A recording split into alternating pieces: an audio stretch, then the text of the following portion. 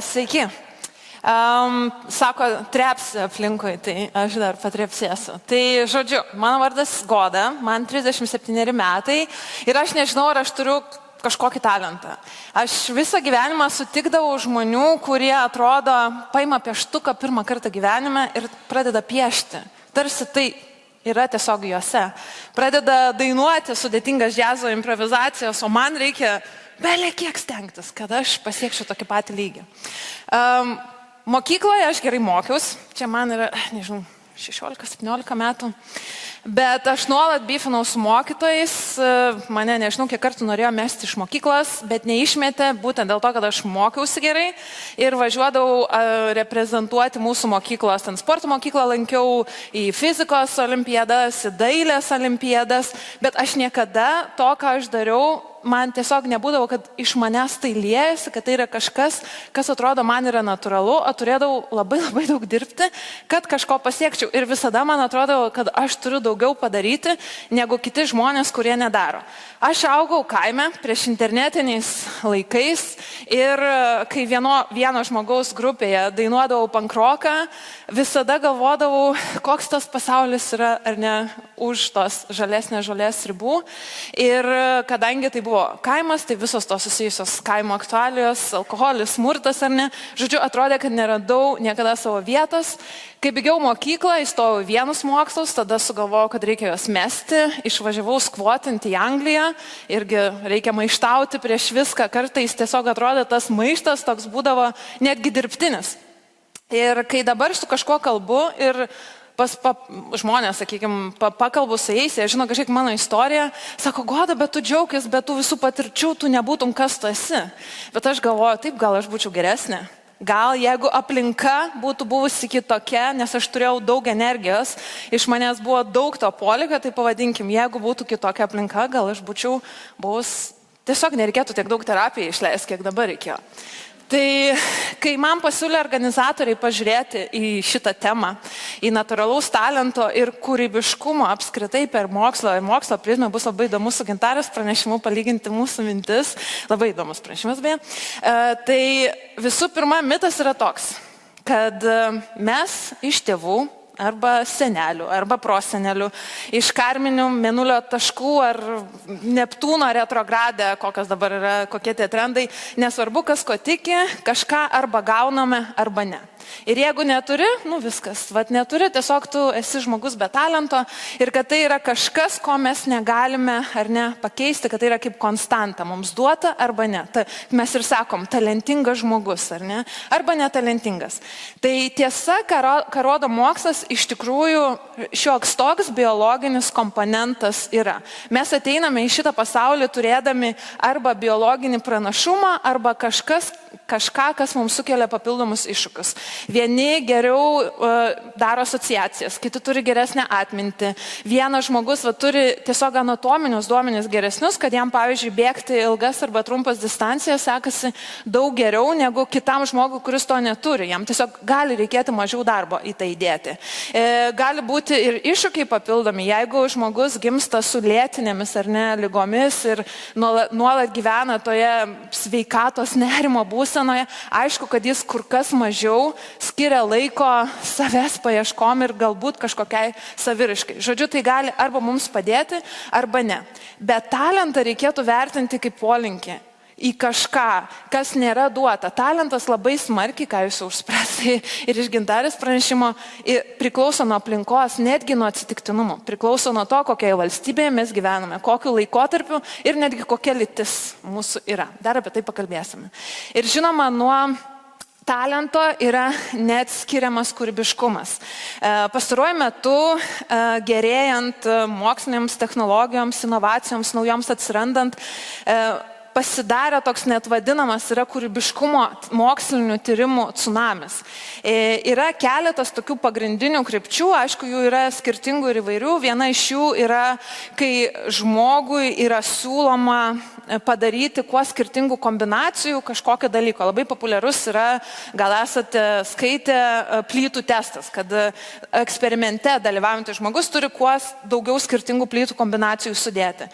Bet bėda su tokio pobūdžio testais ir eksperimentais yra, kad nėra absoliučiai jokių mokslinių duomenų, kad jie taip pat verčiasi į realybę, į kasdienybę. Tai yra, jūs galite paimti patį nuostabiausią kompozitorių, duoti jam sudėti plytas, galbūt jis 3 kombinacijas padarys, kai kažkas 100 padaro, bet jo kūriniai niekas galbūt negalės pasiginčyti, kad jie yra labai kūrybiški. Kito pobūdžio testai yra, kai žmogus kažką padaro ir tada komisija išrinkta, galbūt tai yra draugų komisija, tai vertina, ką jisai padarė. Bet čia vėlgi yra niuansų. Viskas priklauso nuo laikmačio, netgi nuo to, ar tie žmonės, kurie vertina, yra pavalgę, priklauso nuo jų politinių pažiūrų, priklauso nuo to, ar jiems yra gerai apmokėtas darbas, ar jie pachaltūrins tas žodis ar ne yra, ar iš tikrųjų suteiks laiko, savo energijos ir savo resursų į to darbo įvertinimą. Ir trečiasis dabar labai trendinantis tyrimų tipas yra neuromokslai. Praėjusiais metais čia kalbėjo mūsų didžiausia neuromokslų žvaigždė, Ramunė Neniškytė, Urtė Neniškytė, ir jinai būtent kalbėjo apie, ko reikia ar ne mūsų smegenims, kas buvo praėjusiais metais, galbūt prisimins, bet atsiradus neurovaizdavimo technologijoms mes galim pažiūrėti, kas vyksta smegenyse, kai įsijungia kūrybiškumas. Ir kol kas, bent jau mokslinėje bendruomenėje, atliekant mokslinius tyrimus, kūrybiškumas turi savo apibrėžimą ir jį nukalę mokslininkai juo yra nepatenkinti. Sako, reikia naujo. Dėl to kiekvieną kartą skaitydami mokslinę publikaciją, jūs tą patį apibrėžimą atrasit šiek tiek modifikuotą. Nes, ar ne, sakoma, kūrybinės idėjos yra originalios arba inovatyvios, dar gali būti ir efektyvios arba veiksmingos. Bet kaip, pavyzdžiui, skulptūros veiksmingumą įvertinti? Arba kūrinio veiksmingumą? Ir čia jau atsiranda niuansai, dėl kurių objektyvumo sutarti yra labai sudėtinga. Ir kaip kalbėjau šiek tiek apie biologinį komponentą, tai 20-30 metų vykdomi moksliniai tyrimai susijęs su kūrybiškumu parodo, kad tam tikras biologinis komponentas talente arba žmogaus kūrybiškume iš tikrųjų yra.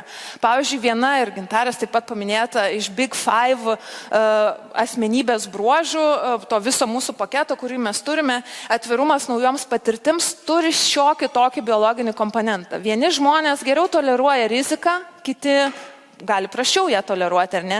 Vieni nori tų naujų patirčių, kiti nenori.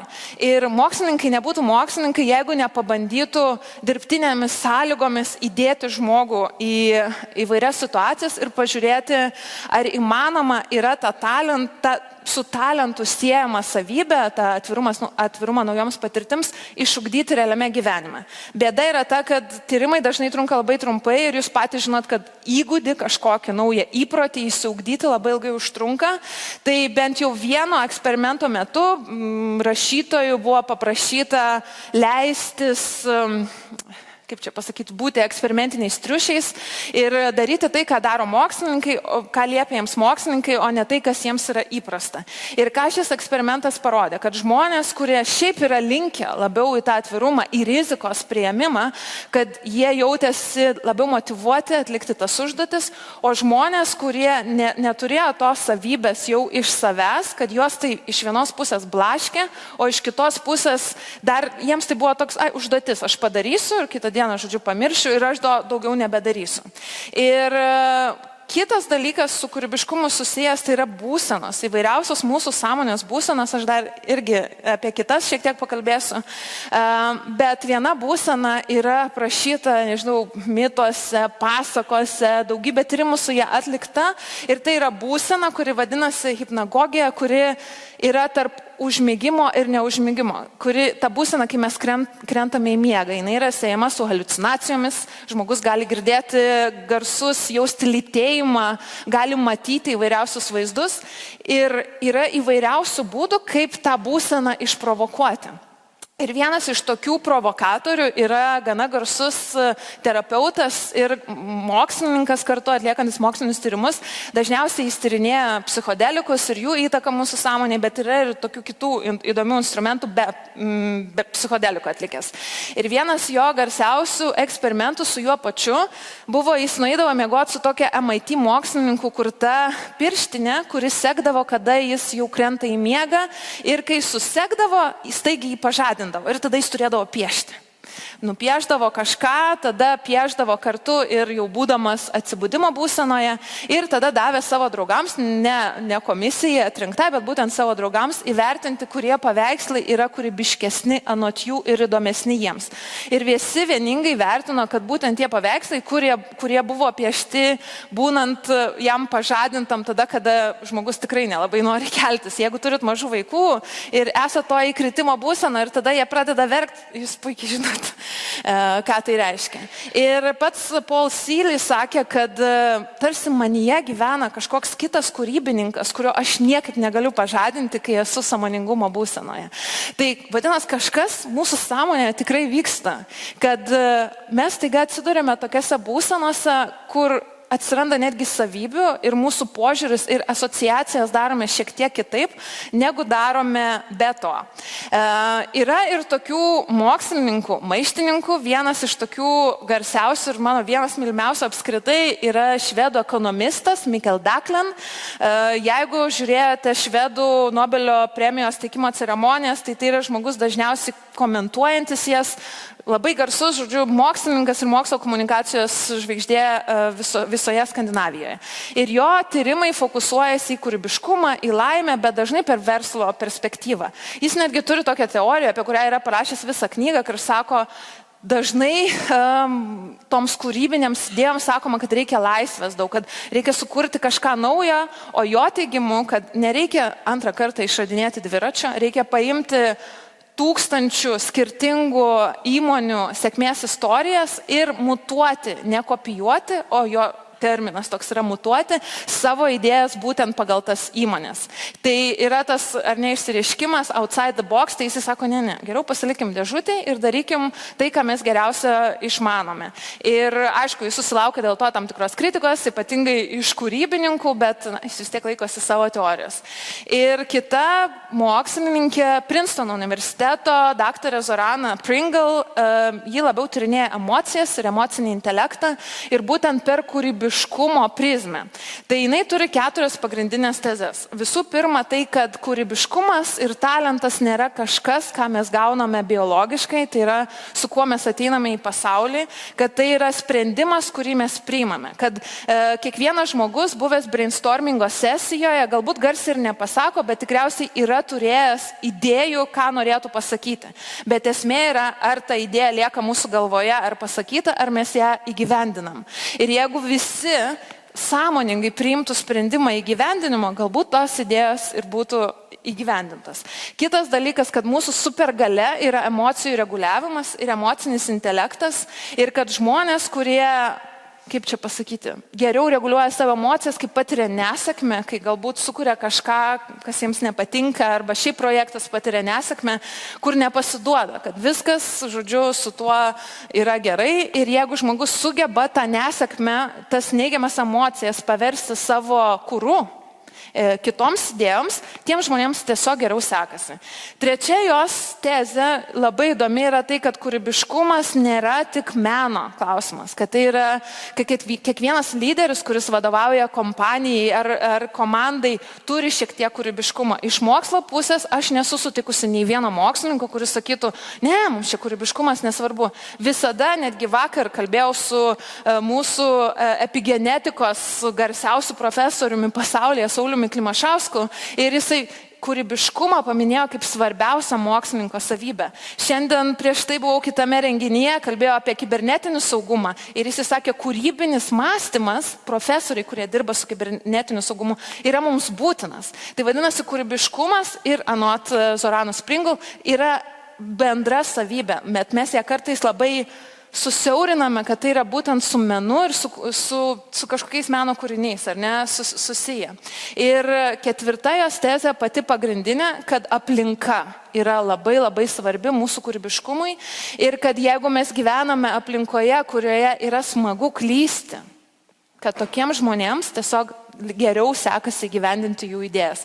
Tai aš visada pagalvoju, kokioje aš aplinkoje, sakykime, augau ir tada per savo 37, beveik 38 metus, kokią tą aplinką užsiauginau ir kaip ji reaguoja, jeigu aš suklystu ir, aišku, pripažįstu, nes dar pripažinimas, kaip žinia, klaidos, dar yra kitas klausimas. Ir neuromokslai Vėlgi, aš labai nesiplėsiu, nes buvo ir Urtė Neniškytė apie tai kalbanti praeisiais metais, tai jinai tikrai šitas temas palėtė.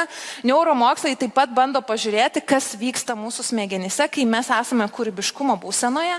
Ir kol kas atradimas yra toks, kad veikia du skirtingi smegenų tinklai, ne centrai, o tinklai. Vienas iš tinklų yra atsakingas už mūsų smegenis, kai jos svajoja ir klajoja, nes mūsų smegenims biologiškai yra svarbu nekapoti visada, o kartais ir pailsėti. Ir jeigu mes sąmoningai nepalsėsim ir neleisim savo pasvajoti, panobodžiauti, mūsų smegenis tai padarys pačios. Tai žodžiu, ar mes norim to ar ne, mes galim tik tiek, kiek galim. Ir mūsų smegenis gali tik tiek, kiek gali.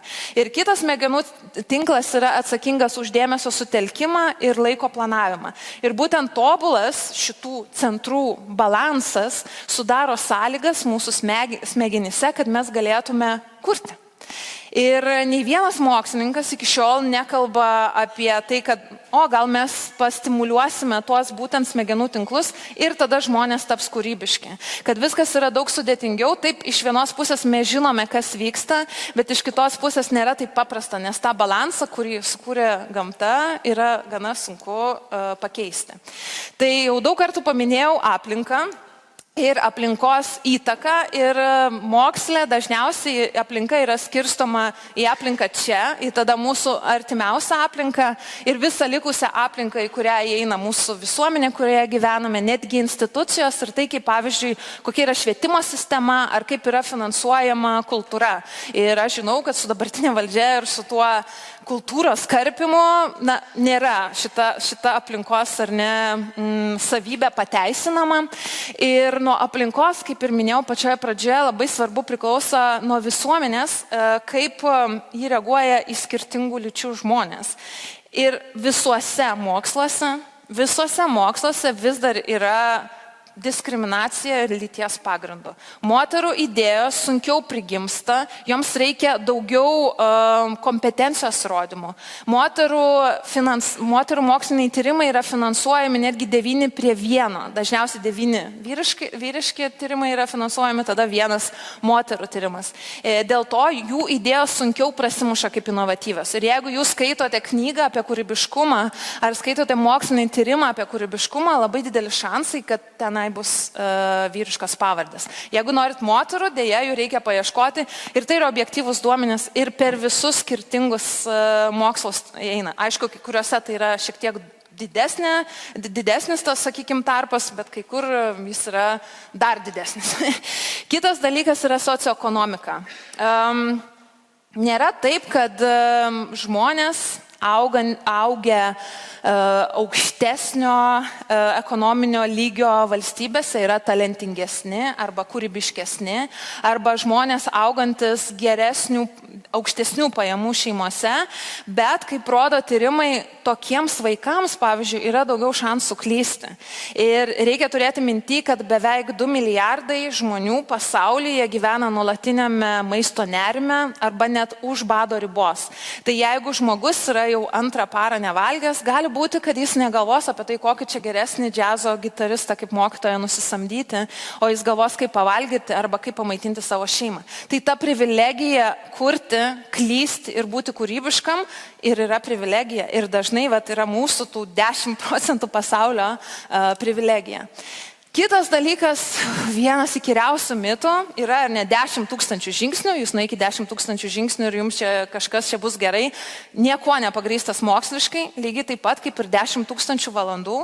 Šitą mitą, kad įdėk 10 000 valandų į savo amatą ir tapsi geriausiu arba tau pasiseks, išpopuliarino toks žurnalistas ir rašytojas Malcolm Gladwell ir jis kaip pridera populiariosios psichologijos knygose, dažniausiai ten pateiktos idėjos yra iškraipytos, pritempinėti yra faktai, jos nėra moksliškai tikslios, tą ir padarė Malcolm Gladwell.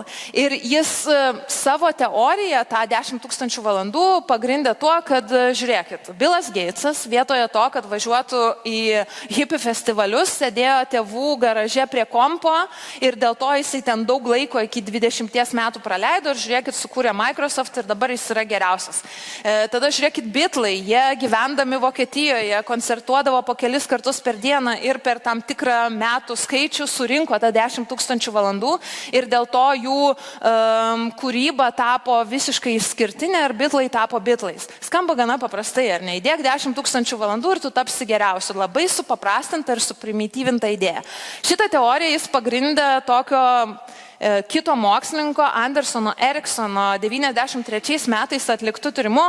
Tai buvo labai nedidelis tyrimas vienoje iš Berlyno konservatorijų ir Eriksonas patikrinęs geriausius savo srities specialistus pamatė, kad iki 20 metų, jeigu vaikai pradėjo groti gana anksti, kad jie pasiekė 20-metį, grodavo jau labai gerai. Bet jis pats rašė, kad tai priklauso nuo to, kas buvo tų vaikų mokytojai, kokiose mokyklose jie mokėsi, kiek jie būdavo susikoncentravę besimokantis, nes yra žmonių, kurie yra nepaliekami 2 metus 3 klasėje, bet tai nereiškia, kad jie taps geresni toje 3 klasėje. Tai žodžiu, ne tik valandų kiekis, kažkiek aišku yra ir biologinis komponentas, ir kad buvo žmonių, kurie pradėjo vėliau ir grojo geriau, buvo pradėję anksčiau, bet grojantis ne kažką geriau negu tie, kurie pradėjo vėliau negu jie. Ir pats Eriksonas nekartą kritikavo Gladwello idėją ir sakė, tu paimi mano tyrimą ir jį klaidingai interpretavai, paleidai ant ir reikia kažką daryti. Bet Gladwellas jau buvo New York Times bestsellerio autorius, mėgavosi šlovės spinduliais ir jisai tikrai nenorėjo taisyti tai, kas jam krovė tokį ar ne pasaulinį populiarumą. Ir ką dar pamiršo Gladwellas, minėdamas pavyzdžius kaip su Billu Gatesu ir jo Microsoft, kad jis turėjo kompiuterį tais laikais, kai niekas neturėjo. Kad jis jau buvo iš geresnės šeimos, kurie galėjo daugiau sau leisti nupirkti jam kompiuterį. Jam nereikėjo galvoti, kaip jam duonos prasimanyti, jis galėjo savo lengvai metęs Ivy League ar ne universitetą galvoti, ką daryti toliau. Tai tokios detalės yra palme aptariamos. Kaip ir dažnai, kaip ir minėjau, būna su populiariaja psichologija, kad viską norima supaprastinti. Man net leidykloje vienoje yra sakę, Goda, taigi tu duok vaikams, ten žmonėms 10 patarimų svarbiausių, nes jie nori patarimų. Aš nemanau, kad žmonės nori kuo daugiau patarimų. Aš manau, kad žmonės yra patys gebantis priimti sprendimus, kai jiems yra pateikiama tiksli informacija. Tai ką rodo meta-analizės, viena tokia buvo atlikta prieš 12 metų ir kadangi jos rezultatai pasitvirtino, tai nelabai yra daugiau tų tyrimų, kad sąmoningas praktikavimasis kažką daryti nulėmė maždaug 12% sėkmės. Kas yra kiti 88%, tai visų pirma nėra 88%, nes tai yra vidutiniškai 12%. Vadinasi, pagal skirtingas sritis tas procentas šiek tiek skiriasi. Sporte tai nulėmė daugiau, bet pavyzdžiui, dailėj ar rašyme tai gali nulemti kur kas mažiau to žmogaus sėkmės. Taigi vėlgi ne viskas yra taip paprasta, kaip kalbama. Kita teorija ir būsena, kurią jeigu esat pasiekę, o tikriausiai esat kūrybininkai žmonės ar ne, esate buvę toje flow būsena. Tai yra būsena, kai atrodo iš žmogaus tarsi liejasi viskas. Ar jisai kalba, ar jisai dainuoja, ar tai yra komandos vadovas, kuris sprendžia kažkokį iššūkį. Atrodo, kad kažkas tą žmogų yra pagavęs ir neša. Yra labai gražus angliškas išsireiškimas effortless mastery. Tik mes neįdedam, atrodo, pastangų, bet tai iš mūsų liejasi. Ir pirmasis šios būsenos, sakykime, fundamentus sudėjęs buvo labai garsus tyrėjas mokslininkas Mihai Csikszentmihalyi, beveik nieks neištarė teisingai jo pavardės, tai kiek žiūrėjau, ten net jo intervai, kur jį pristato Csikszentmihalyi ir panašiai. Žodžiu, tai buvo žmogus, kuris pasakė, okei, tai yra būsena, apie kurią yra kalbama šimtmečius. Galbūt mes kaip mokslininkai galime ją ištirti ir pažiūrėti, kaip ją pasiekti žmonėms, kurie galbūt straglina su tuo. Ir jisai sudėjo pirmuosius flow būsenos, srauto būsenos fundamentus ir pirmasis nustatė, kad flow būsena įsijungia tada, kai iššūkis atitinka žmogaus profesionalumą. Nes jeigu žmogui bus per didelis iššūkis, jam bus, jo nemotyvuos, jis jo negalės įspręsti, bus per daug neigiamų emocijų ir taip toliau. Jeigu bus per lengvas, jam bus nuobodu.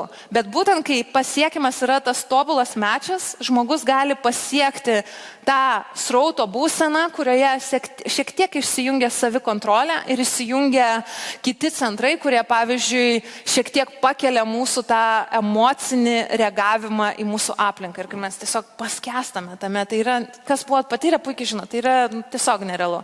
Ir žinoma, per pastaruosius metus ženkliai padaugėjo mokslinių tyrimų susijusių su būtent flow būsena ir kaip ją reikėtų pasiekti. Ta ženkliai tai vis tiek nėra dideli skaičiai, nes tai nėra kažkas, ar ne, tai nėra genų redagavimas ar vėžio gydymas, kuris taip lengvai sutraukia finansavimą, bet vis tiek mokslininkams yra įdomu pažiūrėti. Ir vienas toks eksperimentas, vėlgi labai nedidelės apimties, tai dėl to nereikėtų jo rezultatų vertinti pažodžiui, buvo atliktas mokslininkų su džiazo gitaristais. Jie dėvėdami štai tokias stilingas kepuraitės, mokslininkai realiuoju metu stebėjo, kas vyksta jų smegenyse. Ir pastebėjo, kad kai jie praktikuojasi, aišku, smegenis dirba, viskas yra gana nuspėjama, žinoma, kurie tinklai yra įsijungę, bet kai žmogus panyra į improvizaciją, kai įsijungia jos tas srauto būsena, net pasikeičia, ką rodo smegenis, kaip jos veikia, kokie centrai įsijungia. Tai vienas iš tų dalykų būtent ir buvo, kad savikontrolė, kad tie centrai smegenų, kurie už savikontrolę atsakingi, jie tarsi prislopsta, bet įsijungia kiti emociniai centrai, kurie padeda žmogui suaktyvinti savo tą emocinę reakciją į visą aplinką. Ir kad kuo žmogus yra geresnis profesionalas, niekas nekalbėjo apie 10 000 valandų ar apie natūralų talentą, bet kuo žmogus yra geresnis savo srities profesionalas, tuo jis tą būseną pasiekia lengviau. Ir tuo jam yra jį intensyvesnė, kad kuo tu esi geresnis savo srityje, tuo tu intensyviau patiri tą srauto būseną. Ir kas ir iš vienos pusės ir motyvuoja tobulėti, nes tai reiškia, jeigu aš būsiu geresnis, aš tą būseną, kuri kaip narkotikas gali būti, patirsiu kur kas dažniau ir intensyviau. Ir kitas dalykas yra, ir čia vėlgi buvo taip pat paminėta prieš tai pranešime, ar ne, apie tos žmonės, kurie yra geriausi savo srityse ir kaip jie atsiranda. Nes mūsų sistemos, mūsų švietimo sistema tai tikrai yra padaryta taip, kad mes atpažintume talentą labai anksti, ir tada padėtume tam talentui viešėti. Visi universitetai gaudo didžiausius talentus, visos muzikos mokyklos, licėjai ir taip toliau, ar nerenkasi talentus labai anksti, nes nusistovėjusi nuostata tai yra, kad kuo anksčiau, tuo geriau. Bet iš tikrųjų, ką parodė štai ši meta-analizė praėjusių metų pabaigoje publikuota ir išanalizavusi 35 000 geriausių savo srityje. Sportininkai, Nobelio premijų laureatai, netgi šachmatų žaidėjai ir gydytojai ir chirurgai. Ir jie pamatė, kad tie žmonės, kai buvo jaunesni ar kai buvo vaikystėje, jie buvo visiškai nieko neįsiskiriantis, kad jie geriausi savo srityje tapo vėliau. Ir kad, pavyzdžiui, su šachmatų žaidėjais netgi 90% žmonių, kurie suaugę yra geriausi šachmatų žaidėjai, nėra tie patys žmonės, kurie buvo vaikystėje. Taigi mokslininkai nustatė, kad netgi Nobelio laureatai, jeigu jiems mokykloje nelabai sekėsi, jų kelias labai toks būna vingiuotas, jie daug dalykų išbandė, tik tada jie tampa Nobelio premijos laureatais. Kad nėra taip, kad vaikystėje aš čia viskas buvo šitaip nuklota, kad iš tikrųjų ir mūsų sistemos kitas dalykas, švietimo sistema, netgi universitetai ar ne, doktorantūros studijas ir taip toliau, jos nėra padarytos taip, kad atpažintų tos talentus jau vėliau. Viskas yra maždaug pastatyta ant to, kad arba vaikystėje tau pasirodė, jau kai suaugęs, tai neaišku, kiek čia pasirodys, arba esi talentingas, arba ne. Ir viena labai garsi mokslininkė, neuromokslininkė, daktarė Rachel Barr, jinai labai challengina tą idėją, kaip yra mūsų visos sistemos padarytos ir netgi duoda labai gerą pavyzdį. Chirurgai, taip, iš tikrųjų, geriausi chirurgai yra laikomi tie, kurie yra daugiausiai operacijų atlikę, tai yra daugiausiai valandų praleidę operacinėje. Jų daromos operacijos sukelia šiek tiek mažiau šalutinių poveikių negu mažiau patyrusių chirurgų, bet ką taip pat nustatė ir ta meta-analizė, kad tokie chirurgai dažniau priskiria operacijos, kurių žmogui nereikia. Tai aišku, kad tada žmogus patirs kur kas mažiau šalutinių poveikių, jeigu jam yra daroma operacija, kai jam ten viskas puikiai veikia. Ir kitas dalykas, kad tokie žmonės yra mažiau imlūs naujovėms, naujoms mokslinėms inovacijoms, dėl to tarsi užsisukam ar ne į tokį ratą, kad reikia viską taip daryti, mūsų smegenys išmoksta. Yra toks ratas, čia taip, čia A, čia B, čia C, mes išmokstam ir tada yra kažkokia nenumatyta situacija, mūsų smegenys nebežino, ką daryti. Dėl to tarpdiscipliniškumas ir sistemos, kurios skatina kūrėjų tai mūsų visų realiai, kaip ir sakiau, ne tik menininkų, tarpdiscipliniškumą, idėjų įvairovę, visuomenės įvairovė veiktų tiesiog geriau, nes tai, ką mes turim, dabar mums nelabai tinka, mums kaip žmonėms. Taigi klausimas irgi yra amžinas, ar yra nekūrybingų ir netalentingų žmonių. Tai iš to, ką aš susidariau iš skaitydama mokslinius tyrimus, tokių nėra. Tiesiog ne visi turi privilegiją, kad jiems taip gerai sukristų kortos, kad jie galėtų visus savo polinkius ar ne išpildyti, kad jie galėtų džiaugtis ir save realizuoti, būdami labai laisvi. Tai moksle, sakykime, yra keletas pagrindinių tokių dėmenų, kas labiausiai skatina, čia jau finalizuojant, kas skatina tą kūrybiškumą, tai aišku yra psichologinis saugumas, kaip ir minėjau, aplinka, kurioje yra faina klysti, kurie tavęs nenuteis, ką tu klaidą padarai, tu pažiūrėk, kaip čia nupiešiai, arba kokia čia tavo idėja, nesąmonė ir panašiai. Autonomija, kiekvienam kūrėjui yra svarbu, tai kiekvienam iš mūsų yra svarbu autonomija, bet vėlgi, kiek jos gausim, čia irgi yra balansas, nes ne visi žmonės nori visiškos ar ne autonomijos. Jūs patys žinot, jeigu dirbat su komandom, įvairiausių žmonių yra. Įvairovė, idėjų įvairovė, patirčių įvairovė, visuomenės įvairovė, žmonių įvairovė taip pat gali būti mūsų stiprybė, bet vėlgi, matant, kas vyksta su net mūsų valstybė, ne su žmonėm, kurie masto kitaip, ar tos idėjos yra priimamos ir kiek yra to teisimo, tai čia vat yra klausimas. Kitas dalykas, ar ne, yra laikas ir nuobodulys, tai taip, laikas, kurį mes skiriam sąmoningam praktikavimui su kažko, mums yra svarbus, bet nėra svarbiausias ir labai yra svarbu leisti savo panuobodžiauti. Šiek tiek tiesiog, kad mintis paklajotų. Ir čia irgi yra kitas dalykas, kad vėlgi, kaip rodo moksliniai tyrimai, kad žmonės, jeigu jie nuobodžiauja per daug ir jie nėra tokie orientuoti į tikslą, labai turi aiškią motivaciją, ką ir kaip daryti, jiems nuobodulys gali netgi pakenkti. Tai vėlgi, reikia pagal save žiūrėti, kur aš jau čia per daug ant tos sofos sėdžiu ir žiūriu į lubas, o kiek iš tikrųjų tai gali būti, sakykime, ilgoje perspektyvoje produktyvu. Tinkamas iššūkis, kaip ir minėjau, iššūkis keliamas mums turi atitikti mūsų lygį. Gali būti šiek tiek aukščiau, bet negali būti taip aukščiau, kad mes nepasieksim, nes tada tiesiog nemotyvuos. Pripažinimo sistema, kokios idėjos aplinkoje yra laikomos geromis ir ar yra tik tai veikia, mes tik tai ir darome. Bent jau moksle dažnai yra taip, kad naujesnės idėjos kaip čia pasakyti, prigyja kur kas sunkiau, nes finansavimas ar ne iš, nežinau, Lietuvos mokslo tarybos dažniausiai yra skiriamas, na dabar visi kažką apie dirbtinį intelektą. Tai moksliniuose tyrimuose bando visus tyrimus prie dirbtinio intelekto pritempinėti. Nu, čia toks vieša paslaptis ir juokelis. Bet taip yra. Tai kaip tokioje sistemoje gali ginti idėjos, kokios mums bus naudingos ilgoje perspektyvoje, bet nėra tokios akivaizdžios. Ir aišku, visuomenė, vėlgi, turi būti tolerantiška, turi skatinti žmonės nebijoti suklysti. Ir dėl to aš noriu Jums pasakyti, kad būkim žmonės, nepykim ant savo kolegų, kai jie suklysta, nenuteiskim žmonių, jeigu jų kažkuri idėja nesuveikia, ir būkim tie gerieji pavyzdžiai savo aplinkoje, prie kurių žmonės tiesiog sužydė. Tai va, ačiū Jums. Va, ačiū.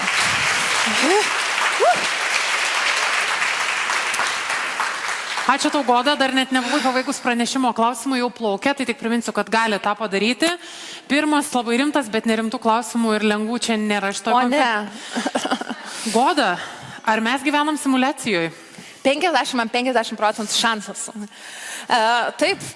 50-50. Mes negalime nei patvirtinti, nei pateikti, bet yra šansų ir yra teorijų aprašytų su matematiniais paskaičiavimais. Pavyzdžiui, yra toks Oksfordo universiteto mokslininkas Nick Bostrom, kuris turi jau prieš keletą metų paleidę savo Simulation Argument mokslinę publikaciją. Čia toks labiau esė, bet ten yra paskaičiuota netgi matematiškai, kad gali būti, kad mes esame tiesiog labiau pažengusios senesnės civilizacijos simsai. Nu, vat, mus čia bando. Nežinau, ar mums gerai sekasi, ar čia mus paliks, ar išjungs, bet gal... Ir nesužinosim, man atrodo, kai išjungs jau nebekils šitų klausimų. Ar tuščias skrandis tikrai ribojo kūrybiškumo, gal priešingai gali jį skatinti? Man atrodo, priklauso nuo to, kiek jis tuščias. Jūs pagalvokit, žmogus, kiek ten dienų gali visiškai nevalgyti. Ir jeigu jau vienintelis tikslas yra pavalgyti, tai jo galbūt tu kūrybiškai sukursi būdų, kaip tau to maisto pasidaryti, bet tai nebus tas karjeros projekcija, kaip čia man dabar geriau tapti specialistu savo srityje, gal bus labiau kaip man maisto gauti. Čia jo gali kažkiek įsijungti, bet vėlgi yra lygis. Jeigu ant bado ribos žmogus, labai sunkiai tai vyktų. Klysti, suklysti ir paklysti. Koks tavo pačios santykis su klaidomis ir paklydimais?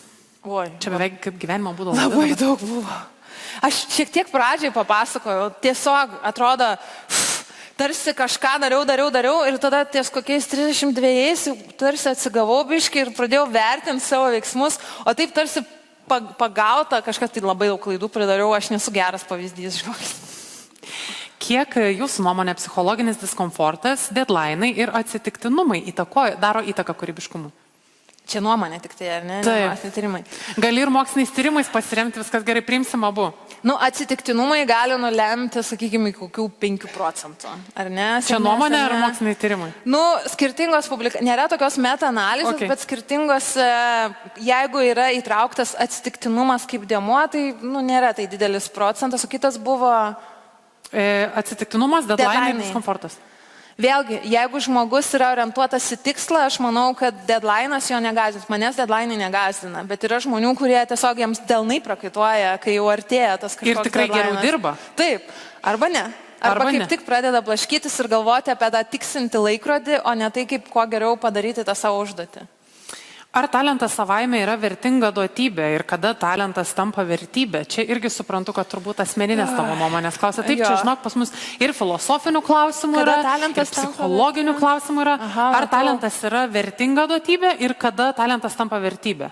Jeigu mes galvotume, kad visi turi talentą kaip polinkį, kažkur būti geri tame, ką jie daro, tai aišku, kad tai yra vertinga. Jeigu mes nesusiaurinsim talento iki kažkokių tipinių ar nestereotipinių dalykų, jinai kaip gražiai dainuoja, vadinasi, jinai labai talentinga, bet pažiūrėsime į talentą plačiau, suktis iš situacijų, kuriuose mes atsiduriam, ar ne, ypatingai šiais laikais, ar ypatingai, kai skubi ir kažką darai ir tada turi išsisukti iš to, ką padarai. Tai aš manau, kad vertybė tai yra tiesiog, kaip mes žmogui tai įdėsim į galvą, ar vėlgi sakysim, sorry, neturi talentų, viskas su tavimi eiktų ten prie staklių dirbti ar kažką ir nurašysim tą žmogų, ar mes sukursim visi bendrai sistemą, kurioje tokie žmonės atras tą laimę, nes kūrybiškumas, ne veltui aš kelis mokslininkus paminėjau, kurie daro kūrybiškumo ir laimės tyrimus, kad netgi flow būsena yra siejama su geresnė gyvenimo kokybė. Tai kiekvienas turėtų turėti laimę tą džiaugsmą patirti. Čia žinau, ko tu daugiau šneki, to daugiau krenta. Čia klausimas tai skamba taip, tai nežinau, kaip tu pasirinksi jį atsakyti. Ar žinote Romeno Gari istoriją? Čia yra klausimas, prie klausimo pridėta dar viena dalis. Jo mama sakė, kad jis pasieks gyvenime didžius dalykus, programavo jį būti genialiu ir jis 2 kartus laimėjo Liter apdovanojimą. Tai gerai pasisakė, pasidžiaugti reikėtų, nežinau, kas čia buvo. Bet klausimas buvo, ar žinai istoriją? Ar tą istoriją apie jo mamą, tai ne. Bet jeigu jo mama ten sakė kažką, tau ar gerai. Kaip suktis iš situacijų, kai moki tik funkciją? Funkcija kokią? Patikslinkit, prašau, kas uždavėt klausimą. Kaip suktis iš situacijų, kai moki funkciją? Čia funkcija matematinė ta? X lyg F. Kaip? Funkciniai talentai.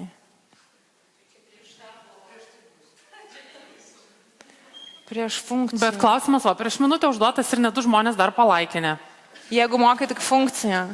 Jeigu kūrybiškai naudoji. Gal čia kūrybiškas tai klausimas, kad išsisuktum iš padėties? Aš ne tokia gal kūrybinga kaip jūs, čia jūs kūrybininkai. O iš tiesų, tai Goda, aš dar turiu tau paskutinį klausimą, kai pati pajunti, kad užstrigai ir tavo darbė taip pat yra labai daug kūrybiškumo. Kai pati pajunti, kad užstrigai, ką darai? Kaip tu išjudini savo kūrybiškumo? Kaip tu treniruoji savo kūrybiškumo raumenį? Darau researchą. Aš žinau, kad jeigu man kažkas neišeina, vadinasi, man trūksta duomenų. Dar vienas klausimas įkrito, ką neuromokslas ir Goda sako apie tai, kaip savyje išsiprogramuoti smegenų bloką užkertantį kelią kūrybiškumui. Kaip išjungti smegenų bloką? Kaip išjungti? Aš nesu patyrus smegenų bloko. Čia toks dalykas gal yra Nes gal dėl to duomenų, gal jums tiesiog trūksta idėjų, duomenų, pakalbėkit su žmonėm savo aplinkoje, paskaitykit mokslinį. Aš su mokslu dirbu, paskaitau mokslinių tyrimų kelis ir man gimsta 10 idėjų. Ir iš karto išsikūrė. Jo, tai nebūna taip, kad ten ilgą laiką galvoju kažką, tiesiog gal nebuvo dar. Pamatysim, gyvenimas dar įsibėgėjo, tik tai. Ačiū tau, Goda, už atsakymus iš tavo išvalgas. Goda Raibytė, Aleksa, mokslo žurnalistė ir edukatorė, pasidalijo savo mintimis, o ir įdomiais moksliniais tyrimais.